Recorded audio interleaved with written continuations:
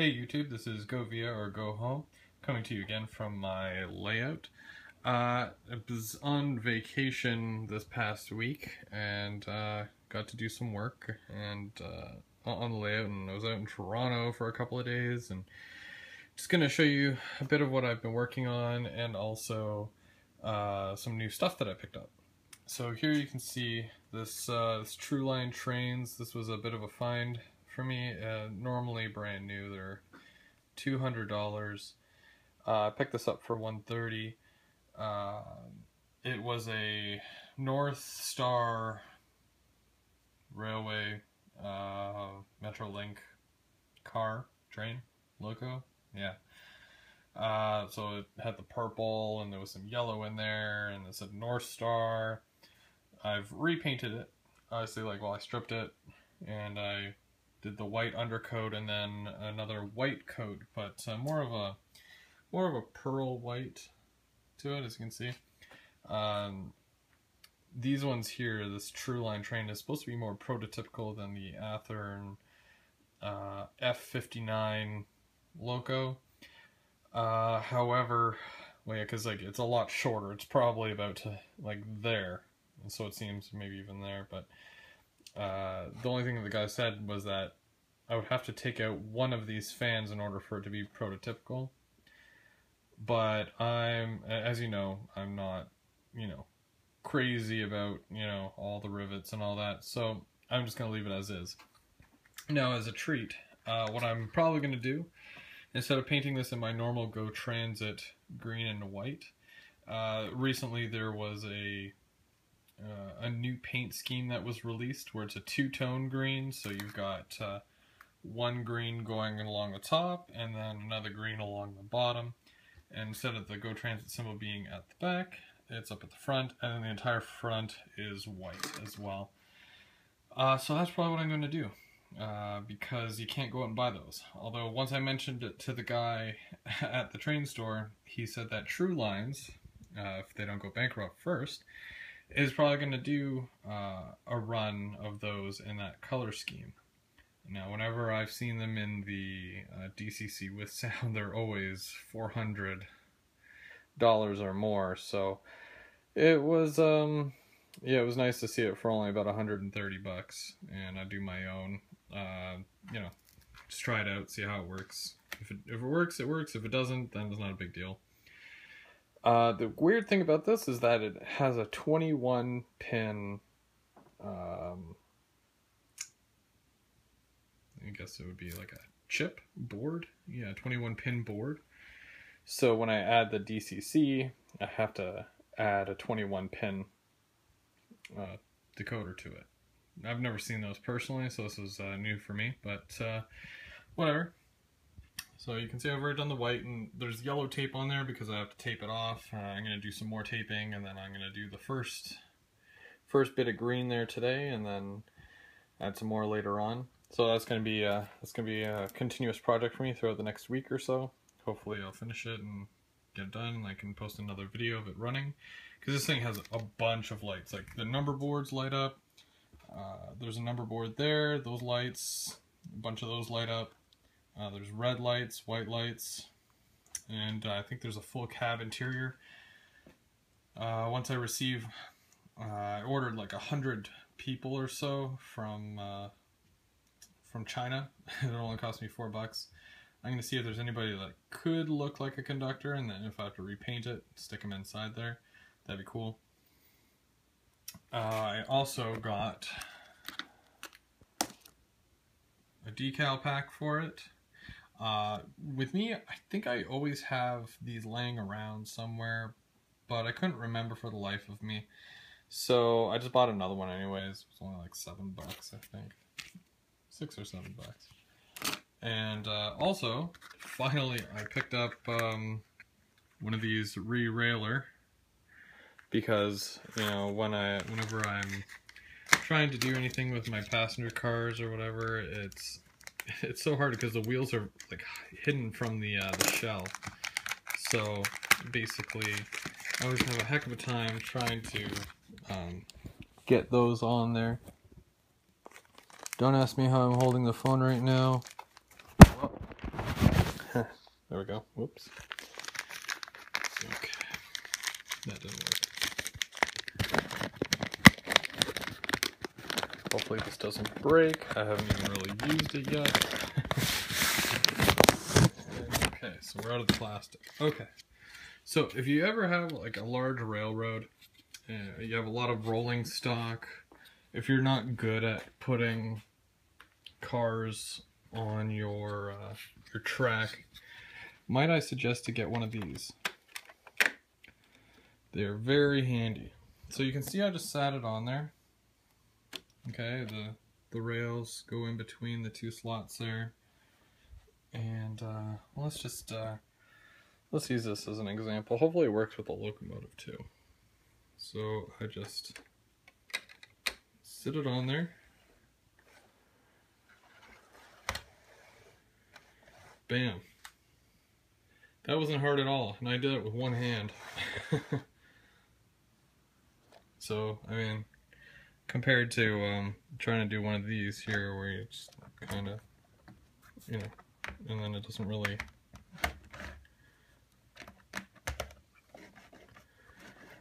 Not a problem. But yeah, it'll work with, honestly, anything. Rolling stock, locomotives, passenger cars, tanker cars, whatever. But yeah, so I was really happy about that find. Less than $5 for one of these. The guy, well, it was just under 5 and then tax. The guy didn't charge me tax really, it's just like $5 even. It's all you. And I'm like, thanks. So yeah, that was cool.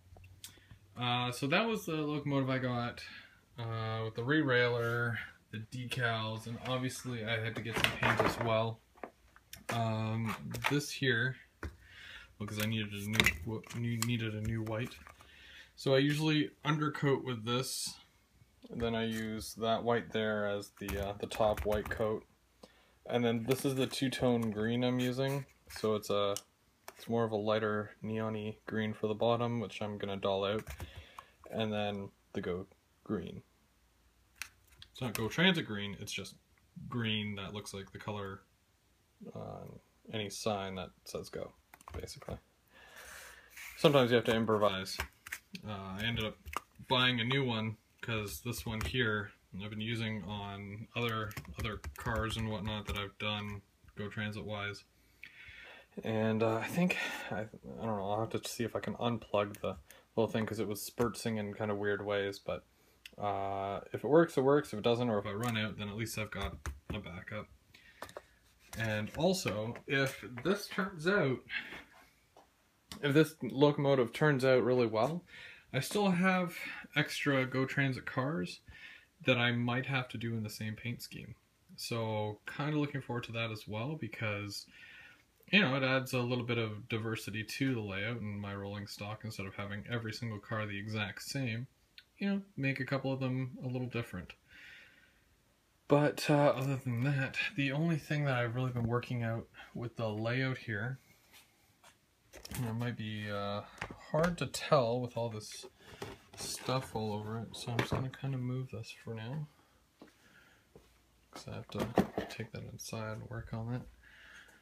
So, as you guys know, I had some problems with some of my switches here, and what I had to do, can't remember if I showed this yet or not, but taking a look. So the track comes in, that switch right there was an issue, and so was that one. They were basically, you can't really tell, well, sort of can, but so this one here was more down here, and if you can kind of see that hole right there that is kind of filled up with glue right now, that's where these went. So huge difference there. So I kind of pushed the track up this way and then made that more straight on, and then added a little bit of length here, added a bit of length there, and then I had just gotten a new piece for there and ran it out. But yeah, now basically when the trains come in, instead of it coming down like this and then going, it just basically goes straight. But it was very important that I get a new switch here because this one was garbage. Whatever one was here before. And I don't know why, but I really felt like I needed to push it out a bit, so I added a little bit of a distance there. Not really sure why, but I just kind of did. Sometimes the passenger cars do hit these, and I don't have any extra screws and whatnot to push that one out, but I've already put that in there. So it should be okay, but still, it just kind of makes it look a little bit more of a difference, so it's not all uniform, so it's not, you know. Yeah, it's been a lot of work doing this and trying to get this sorted out. A little frustrating, but I mean, you know, it is what it is, right? I mean, it's never going to be perfect, and you know, you just kind of hope that everything does come together, and you know, it kind of has. Now, I'm not like 100% sure about this side yet, because I haven't really ran trains up this way, like I have been on this side here with these, only because, you know, the track for there goes to there and it ends, and then the same thing with that end there.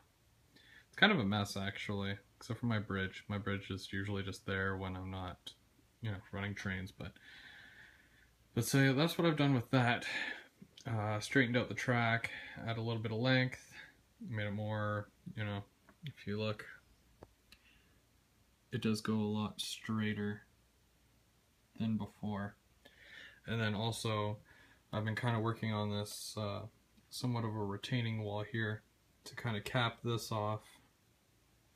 And I don't know if you can tell because of the light, but so I'll be able to put this in place and whatnot once I do this concrete pad here, which eventually I'll get to. I just need more of that, the foam strip stuff to put down, and then put it down on that side and coming across the back, then fill that all in with concrete, and then I can put the retaining wall here, and then once the retaining wall's in and it's painted, then I can put the ballast in wherever else in here and run it up through there, so at least I can get this half done.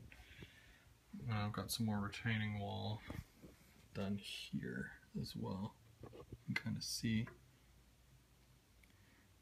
So it kind of ties in nicely, and once it's painted it'll look more uniform.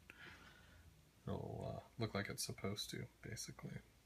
And then just finish that off, and then I'll be able to put a fascia up here maybe and just kind of block that off, and then do something with this control panel, because that looks atrocious.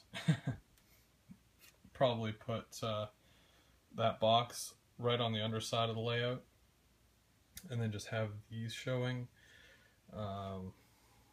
much unlike this here, which I'm going to have to redo anyways, because I don't really want this sticking out the way it is. I mean, it's fine when I have my controller, but what's going to happen is that eventually I'm going to get the walk-around DCC Digitrack system, so it's like I won't need a little shelf for that here. It'll probably be on the underside, if anything, with the power station and whatnot. And is that where I'm going to put it? Probably not. I don't know, but I'll have to see once I move. So I got the wall, got the things that I bought, got the track layout here fixed.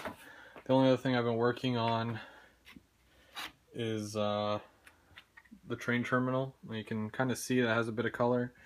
So that's what I've been doing here. I do a white undercoat, and then I do the gray. It's like this gray here over top, and then I have a bottle of. It's supposed to be concrete. It's the same color I used for the pad there and back there. You see that section underneath there? So what I did was I took that paint and I brushed it on, and you can kind of see it looks, well, somebody told me it actually looks weathered already, which I thought was a huge compliment because, I mean, I just did like a couple of coats of the paint, and I mean, sure, it might look fine for now, but I mean, I've got tons more to do with it. So like this one already has like the windows in all the way across, but I have to change those because you can kind of see that they look greenish compared to these where they look black. So that has to change, but I'll get to that eventually. And so I've done the one full side here. That's done. That's great. That's the back. And you can see the front is done here. And then I ran out of concrete colored, or no, sorry, cement colored paint. So the grayish. So you can see how some of them are grayed, but some of them are still like a tanny color. So I gotta finish that. But this is kind of what it'll look like once I get more of it done. And I still have to get a whole lighting system for this thing, which I'm looking forward to because, as I said, you know, I was very unsure if I was going to be doing the inside or just the outside, and it seems like there was a lot of positivity aiming towards me doing the inside as well. So as I say, speak and you will be heard. So I'm gonna be doing the inside as well. I don't know if I've formally mentioned that or not, or declared it, but hear me now. I'll be doing the inside. Not excited about it, but at the same time it will be rather interesting. It'll give me a winter project for sure, because I can take this whole foam piece inside the house with me and just work on it at the kitchen table if I have to. So that'll be fun. And I have plenty of room to work with there, as you can see. So still got to finish that other side there, sand it down. But honestly, you can't really tell, like, looking at that, you can't tell that that's two pieces. So like that's two pieces, this thing here is like three pieces, that's two, and then you can kind of see on that one there, only because I haven't sanded or painted it yet. But things seem to be coming along quite well, and I'm rather happy with it, and honestly, like, never thought I'd be able to do that. It was merely just a pipe dream, if you will. Just one of those, oh yeah, it'd be cool if I did this, but didn't really think it would happen, and there you go. So that's what I've got so far. A couple of detail things that I really want to do. Let me know if you agree, if you disagree. Because there's a bit of a lip on top here, you see that? So what I'm going to do, I'm going to drill a couple of holes, and I'm going to put lights so that basically the light comes down, and then that would be cool for there. So let me know what you think, and get back to me. Okay, let's go VR, go home.